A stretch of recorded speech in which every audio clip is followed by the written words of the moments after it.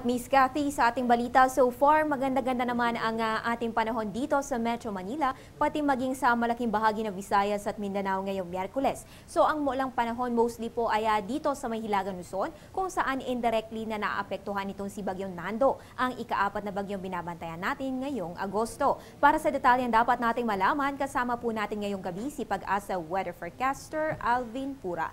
Magandang gabi Alvin, ano nang update natin kay Bagyong Nando?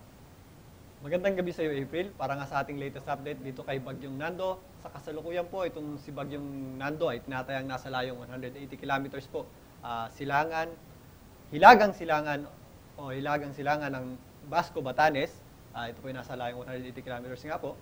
At ito ay may lakas na hangin na umabot sa 95 kilometers per hour at may pagbugso na umabot sa 120 kilometers per hour. Ito po ay inaasahan natin kumilos pahilaga or patungo dyan sa northern Taiwan sa bilis na 15 kilometers per hour.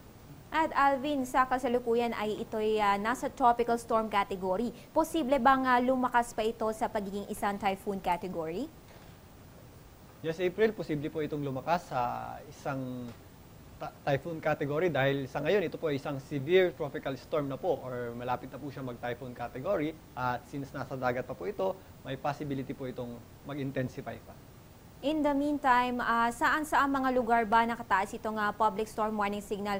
Ngayon nga kumikilos na pahilaga itong si Bagyong Nando. Ngayon, nakataas pa rin ang ating public storm warning signal number 1 dyan po sa area ng Batanes Group of Islands at yung ibang ating public storm warning signal number ay binaba na po natin.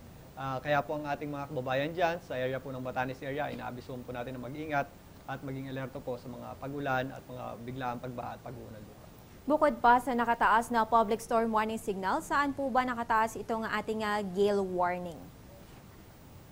Sa ngayon, meron pa rin tayong gale warning dito sa baybaying dagat or seaboards po ng kabuuan ng Northern Luzon.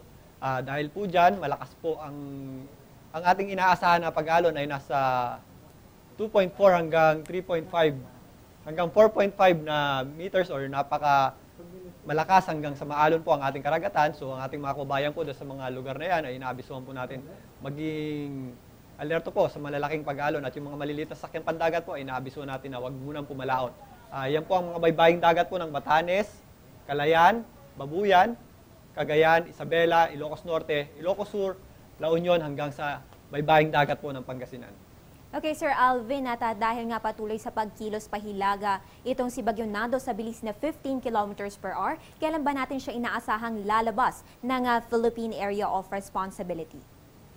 Yes, April, pag itong si Bagyong Nando ay hindi nagbago sa kanyang kasalukuyang bilis at sa kasalukuyan niyang tinatahak na daan, ito po ay inaasahan natin bukas ng tanghali or bukas ng hapon ay nandiyan na yan sa area ng Northern Taiwan or nasa labas na po yan ng ating Philippine Area of Responsibility. Pero habang nasa loob pa ito ng ating parno, ano pong inaasahan natin lagay ng panahon sa mga susunod na oras? Sa ngayon nga April, ang Batanes Group of Islands ay makakaranas po ng mga pagulan at may mga pagbugso ng hangin dahil po dun sa ating bagyong Sinando. So inaabisuhan po natin ang ating mga kababayan dyan na mag-ingat po at maging alerto po. Samantalang dyan po sa area ng Babuyan, rehiyon ng Zambales, Ilocos Region at Cordillera ay makakaranas din tayo ng maulap na papawirin dyan. Dahil po yung ating habagat ay nakaka-apekto pa dito po sa kanlurang bahagi ng Northern Luzon na hinihila po niyan si Nando. So meron po tayong mga chances ng katamtaman hanggang sa malalakas na mga pagulan doon po sa mga nabanggit kong lugar na maaari din po yan magdulot ng mga biglaang pagbaha at pagguho ng lupa. So inaabisuhan din po natin ang ating mga kababayan dyan sa lugar na nabanggit ko ay maging alerto po sa mga possible flash floods at landslides. Dito po sa Metro Manila at ang natitirang bahagi po ng Luzon, bagamat sumikat po ang ating araw at nakaramdam tayo ng medyo mas mainit na temperatura, ay nananatili po na maulap po ang ating papawirin dahil nga po sa habagat din na hinihila niyang si Nando, bagamat hindi po ito kalakasan, ay nagdadala rin ito ng mahina hanggang katamtama mga pagulan at pagkidlat pagkulog. At inaasahan natin na paglabas niya si Nando or pagtaas na pa niyan, ay hihilahin niya papunta sa kanya yung area ng yung hangin po nating habagat at magkakaroon po tayo ng maaliwalas na panahon dito po sa Metro Manila sa mga susunod na araw. Dito naman po sa area ng Visayas at Mindanao ay maaliwalas po ang ating panahon dyan. Bahagyang maulap lamang po tayo at kung may mga pagulan man ay mga localized or isolated na mga rain showers at thunderstorms lamang po ang ating mararanasan sa mga lugar na yan. Well, that's good news. Maraming salamat, Alvin. Paalala na lang sa ating mga kababayan. Yes, ito nga pong ating bagyo. Paalala po sa ating mga kababayan na maapektuhan po ng bagyo ay mag-ingat po tayo at maging alerto. At yung mga lugar natin dito sa Metro Manila, makakaasa po tayo ng mas maliwalas na panahon sa susunod na 2 araw at wala naman po tayong binabantayan mga bagyo. So makakahinga po tayo ng mas maigi. So maaari po tayong maglaba at makakaasa po tayo ng mas maliwalas na panahon. Alright, maraming salamat. Ayan po si Pag-asa weather forecaster Alvin Pura na nagbigay sa atin ng update tungkol kay Bagyong Nando. Magbabalik ang ating ulat panahon makalipas ng isang paalala. Teng, ang package. Ma'am, sabi ng Air 21 on the road na.